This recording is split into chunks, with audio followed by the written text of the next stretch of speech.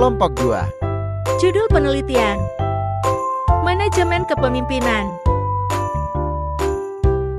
Burhanuddin.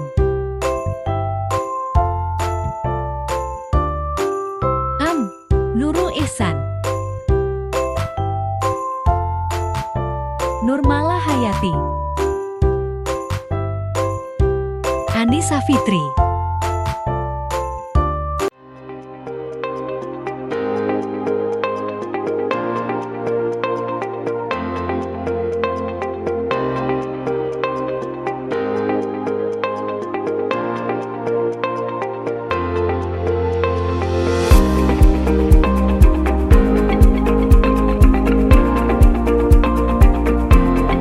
Yayasan Pondok Pesantren Darul Rohimin NW, Batu Cangkup.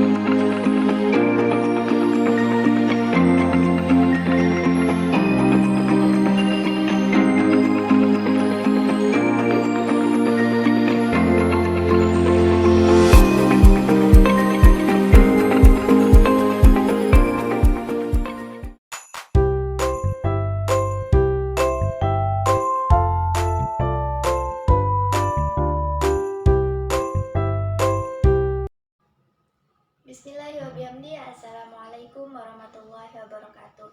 Kami dari kelompok 2 membuat video ini guna mempresentasikan manajemen kepemimpinan. Hasil wawancara kami di Yayasan Pondok Pesantren Darul Rohimin NW Batu Cangkup dengan salah satu kepala sekolah, yaitu Bapak Sudirman KH SPDI KR. Berikut hasil wawancara kami bersama beliau.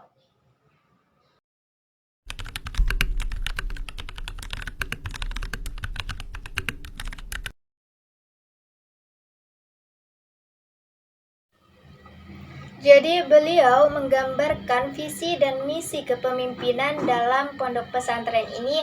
Yang pertama, menjunjung tinggi pesan PBNW, yaitu jama'-jama'.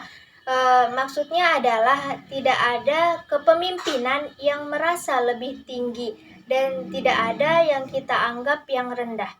Karena tetap bahwa seorang pemimpin itu menurut bukan berarti lemah. Kemudian ketika tidak diikuti bukan berarti tidak baik. Selanjutnya merangkul atau perangkulan. Jadi beliau mengatakan yang kita atur yang pertama adalah jiwa kita, bagaimana kita sederhana dalam memimpin. Jadi kepemimpinan itu tidak harus diikuti oleh semua orang, tetapi kami sebagai pemimpin lebih bagaimana cara kami merangkul teman-teman yang ada di bawah. Selanjutnya melibatkan semua anggota. Jadi di dalam kepemimpinan itu pasti ada anggota. Kemudian anggota ini kita akan ajak untuk menyukseskan di dalam apa yang kita pimpin.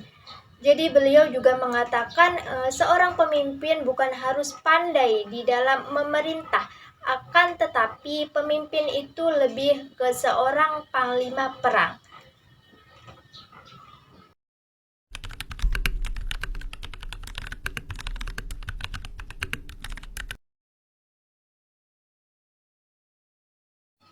Selanjutnya adalah bagaimana beliau mengelola konflik di antara staf atau guru atau pengurus di pondok pesantren ini. Yang pertama, musyawarah. Jadi di dalam sebuah lembaga itu pasti ada konflik dan itu wajib, bukan sunnah lagi. Akan tetapi apapun masalahnya, cara beliau di sini yang pertama adalah musyawarah. Misalkan ada anggota yang punya masalah, sebenarnya mereka bukan tujuannya jelek sebenarnya, tetapi mereka punya tujuan yang baik, tapi kadang-kadang caranya yang salah. Nah, selanjutnya bersama-sama mencari solusi. Jadi di dalam musyawarah itu kita berusaha supaya tidak ada yang merasa lebih benar atau paling benar. Tetapi dari pendapat ini, pendapat itu, kemudian masalah yang ditimbulkan kenapa-kenapa itu kita musyawarahkan dan kita cari solusi bagaimana untuk menghadapinya dan tidak memihak.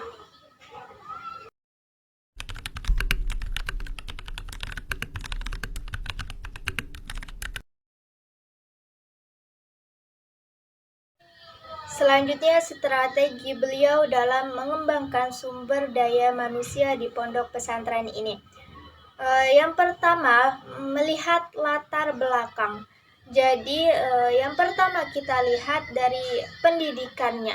Kemudian, setelah pendidikan, kita lakukan track record dalam melakukan sesuatu atau berjuang. Tetapi semua itu tetap kita melalui musyawarah. Nah, kepada siapa kita musyawarah? Tentunya lembaga ini harus musyawarah ke yayasan.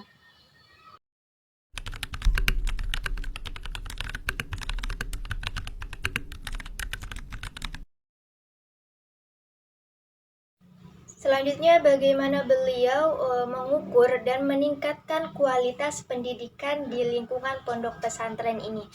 Yang pertama, menguatkan tauhid yang dalam. Jadi beliau mengatakan kalau kita ingin anak didik kita berkualitas, tentunya apa yang diajarkan oleh Rasulullah. Dulu Rasulullah menanamkan tauhid yang pertama ketika menyebarkan Islam ke sahabat-sahabatnya. Jadi yang pertama, santri dan santriwati ini beliau didik untuk tauhidnya yang dalam. Yang kedua, menanamkan akhlak-akhlak mulia. Nah, setelah itu tentunya beliau tanamkan akhlak. Jadi supaya anak-anak itu rajin lalu mendengarkan apa yang dijelaskan oleh gurunya, tentunya mereka santri dan santriwati ini beliau buat dulu berakhlak. Supaya apa? Supaya anak-anak berakhlak. Beliau mendidik santri dan santriwati ini dengan dua. Yang pertama, akhlak secara umum. Akhlak secara umum beliau menggunakan kitab Akhlakul Banin atau akhlak keseluruhan. Akhlak kepada orang tua, akhlak kepada tetangga, akhlak terhadap sesama manusia, dan itu satu kali dalam satu minggu. Yang kedua, akhlak ketika belajar. Nah, yang kedua tadi akhlak ketika belajar. Yayasan Pondok Pesantren ini menggunakan kitab Ta'lim Muta'alim. Ta'lim Muta'alim ini beliau masukkan ke dalam mata pelajaran di sebuah kelas.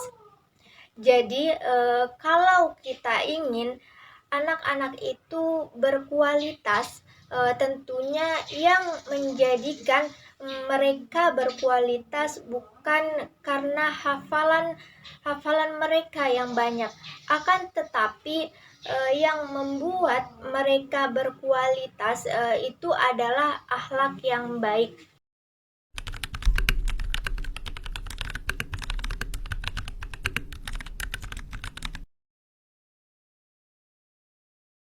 Selanjutnya, bagaimana beliau merencanakan dan mengelola anggaran di pondok pesantren ini, yang yaitu menggunakan anggaran sesuai dengan kebutuhan dan menganggarkan untuk operasional madrasah dan juga melengkapi apa saja yang kurang.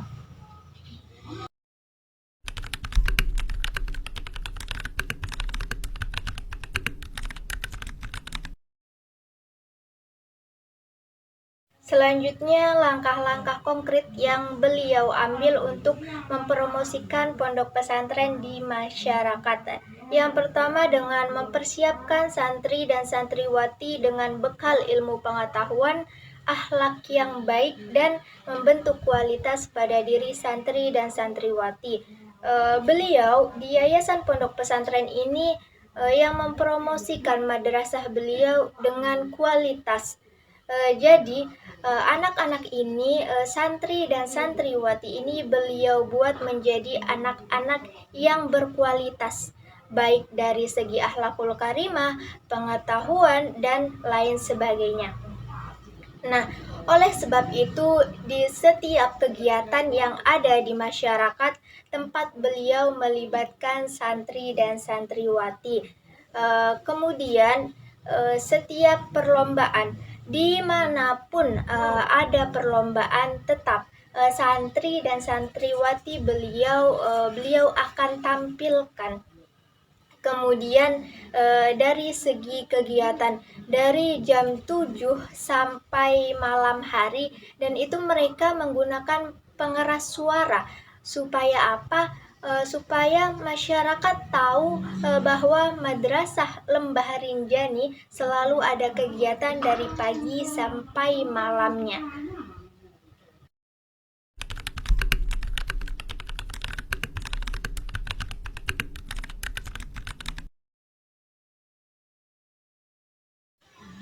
Selanjutnya, bagaimana beliau berkomunikasi dan berinteraksi dengan komunitas dan masyarakat sekitar pondok pesantren.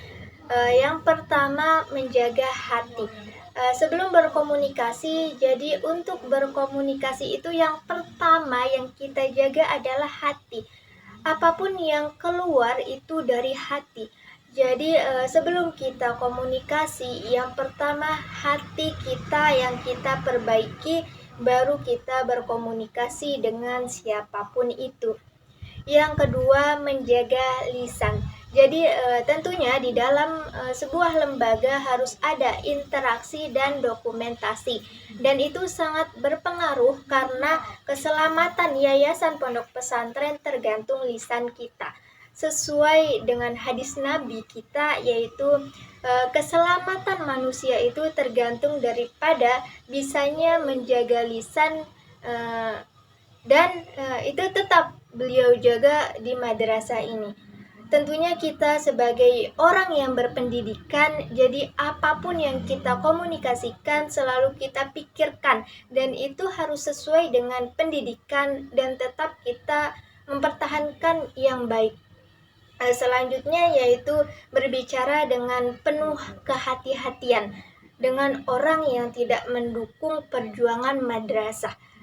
Di masyarakat ini tentunya jangankan yang tidak baik, hal yang baik pun pasti ada kontra dan pro, atau ada yang mendukung dan ada yang tidak mendukung.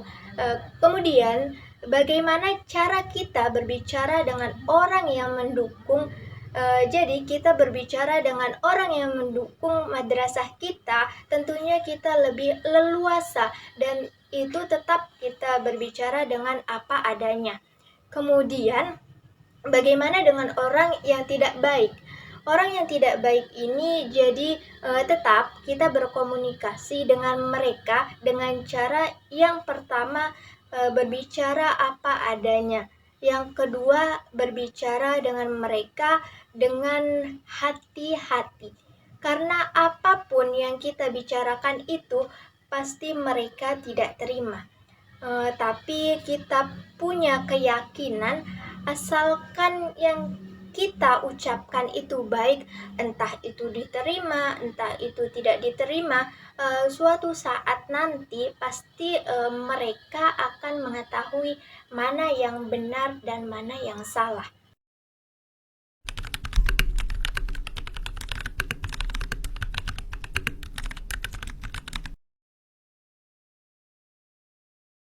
Selanjutnya, bagaimana beliau menghadapi perubahan dan tantangan yang dihadapi oleh pondok pesantren dalam era modern ini. Yang pertama yaitu membatasi interaksi santri dan santriwati dengan HP. Bagaimana kita menghadapi anak-anak, menghadapi perkembangan zaman. Jadi yang menjadi tantangan mereka adalah HP. Lalu bagaimana cara kita, makanya di Yayasan Pondok Pesantren ini mereka menerapkan pembelajaran dari pagi sampai malam, supaya anak-anak ini atau santri dan santriwati ini tidak terlalu memegang HP. Selanjutnya adalah menugaskan beberapa guru untuk tetap mengawasi media sosial setiap anak. Ada beberapa guru yang paham tentang IT dan itu sudah ditugaskan untuk tetap mengecek akun-akun mereka seperti Instagram, TikTok, begitu. Nah, jangan sampai anak-anak kita atau santri dan santriwati itu memposting sesuatu yang tidak baik. Karena apa? Karena itu akan merusak citra madrasah kita. Nah, intinya mereka menerapkan penggunaan internet dengan sebaik-baiknya.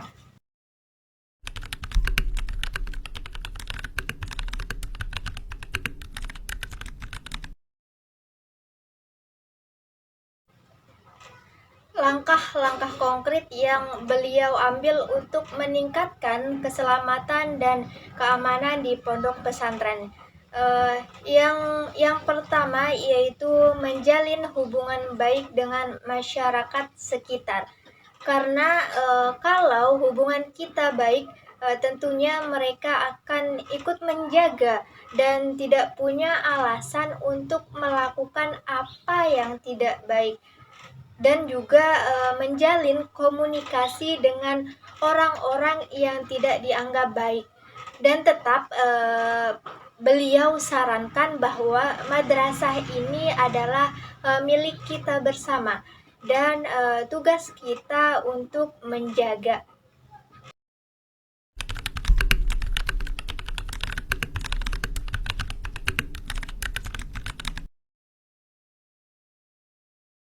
Yang pertama yaitu bermusyawarah, dan yang kedua menggabungkan setiap pendapat, dan yang ketiga melihat dan menimbang pendapat setiap orang, yang keempat menganalisa pendapat yang terbaik, yang kelima tidak selalu mengedepankan pendapat sendiri, dan yang keenam tetap menghormati dan menerima perbedaan pendapat.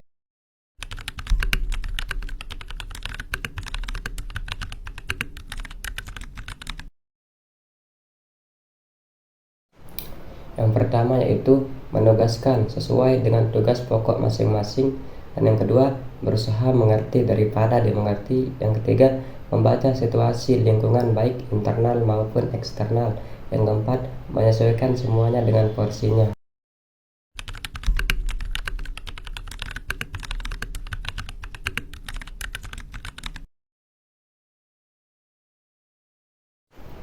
Yang pertama yaitu memahami dan memakluminya, yang kedua tetap memotivasinya, yang ketiga memberikan masukan pada kesalahannya, yang keempat tidak memarahinya, yang kelima menghargai usahanya, yang keenam mengoreksinya dengan cara yang baik.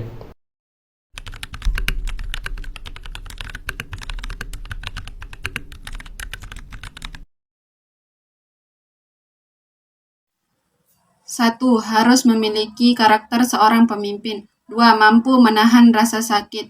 3. Mampu menahan hal-hal yang tidak ia sukai. 4. Mampu memahami keadaan dirinya sendiri dan keadaan bawahannya. 5. Piawai dalam mengatur strategi.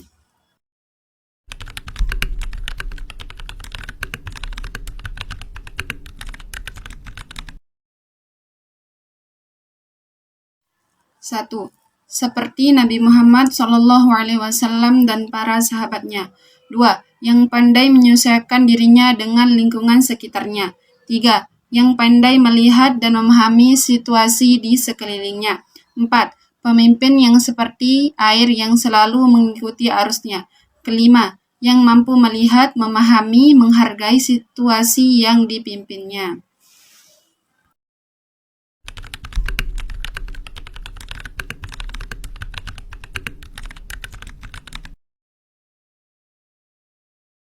Menjalin hubungan emosional yang baik dengan semuanya, membentuk lingkungan yang nyaman, menerapkan metode perangkulan, memaklumi kesalahan anggota, tidak mengungkit kesalahan anggota, tidak merasa lebih hebat daripada orang lain, lebih-lebih orang yang dipimpin, menghargai setiap sesuatu, terbuka, menjaga keharmonisan, menanamkan jiwa perjuangan.